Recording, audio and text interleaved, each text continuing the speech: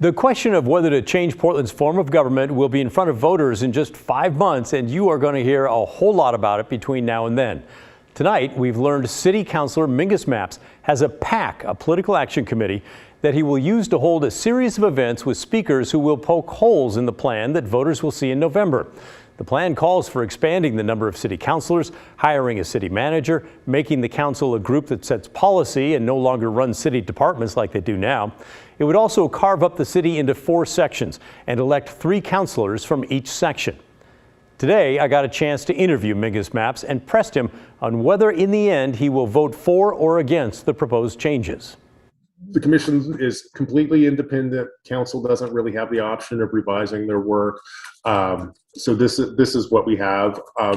Which way are you going to go on that? You know, I want to be fair. You know, the city administrator piece is a do or die thing. If we want to know why Portland is consistently failing on some basic problem, it's because we can't coordinate services across city bureaus. We cannot wait another 10 years to fix that problem. At the same time, I do just have concerns about how is that good thing worth all of the other unknowns and potential dangers that are part of, you know, what is just a truly unprecedented, you know, revolutionary new form of government, you know, a new form of government for human beings. Okay, but the stakes are high. If the city manager is a do or die thing, it sounds like you're a yes.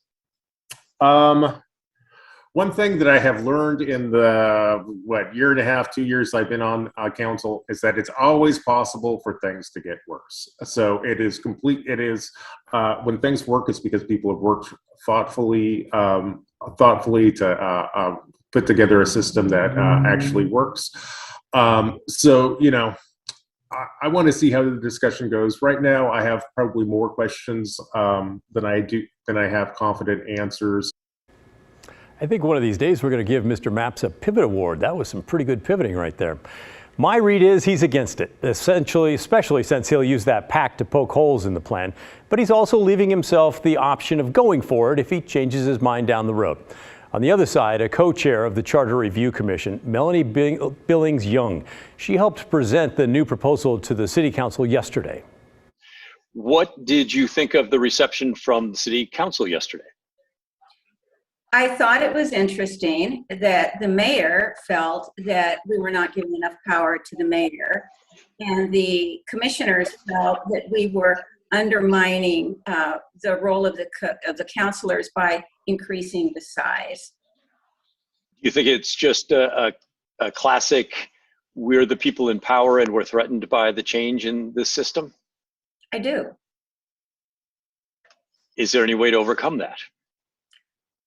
Well, ultimately, when the system is changed, there will be a lot of new people in power, and I don't think you ever change the sense that people are losing something. We're seeing that across the nation. People don't like it when they're in a comfortable position, and that position or what they believe that position should be is taken away. But what we have really aimed at is broadening the representation in the city, especially given more representation and more attention to the east side of the city. And traditionally, that has not been where the city has been run. Sure seems like there's going to be a battle over changing Portland's form of government. Maybe not so much whether it should change, but probably how it should change. Last night, a number of you shared your thoughts with us on what you think of this proposal. Steve wrote in to say, the fact is, though, that this city is appallingly badly managed right now, and whatever misgivings Mr. Mapps might have, this is a once-each-decade opportunity to try to fix some of the problems.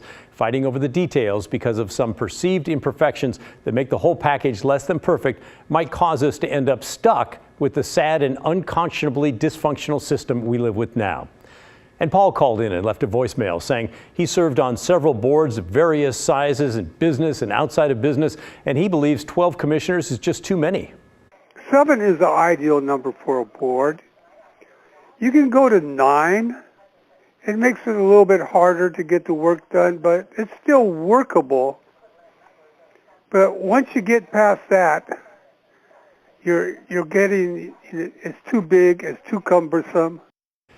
Cheryl wrote in to say, I will vote no on the current package proposed by the Charter Commission because multiple member districts make no sense. It's a setup for a classic mom versus dad situation of, well, mom said I could do it. Ranked choice voting is complicated, hard to explain, and will result in electing someone that no one really wants, she writes. Linda also called in to let us know that she is not a supporter. I don't want it at all, and many of my friends don't. We consider ourselves progressive. We believe that every city commissioner should represent all of the city, and we should make them represent that and be responsible to that. And we don't need 12 people to spread around responsibility that's been, except for basically Joanne Hardesty, in which no one's done anything. Dan Ryan has been the most do-nothing. Our mayor is horrible. And so, of course, people want to change, but the change is not that one. And we'll give Kate the final word for tonight anyway on this. She wrote in to say, I suspect that the current commissioners, along with a percentage of voters, are displaying a fear of change and concern that the change in governmental structure could lead to unanticipated problems. However, given the serious problems we face in Portland, I personally don't think that it's good enough reason to not support a change that could make Portland a better functioning city. Thanks to all of you who shared your thoughts. As always, I'd love to hear from others of you who are thinking about this. What do you think? Good idea, bad idea? Send me an email. The address is thestory@kgw.com or call and leave a voicemail, 503-226-5090.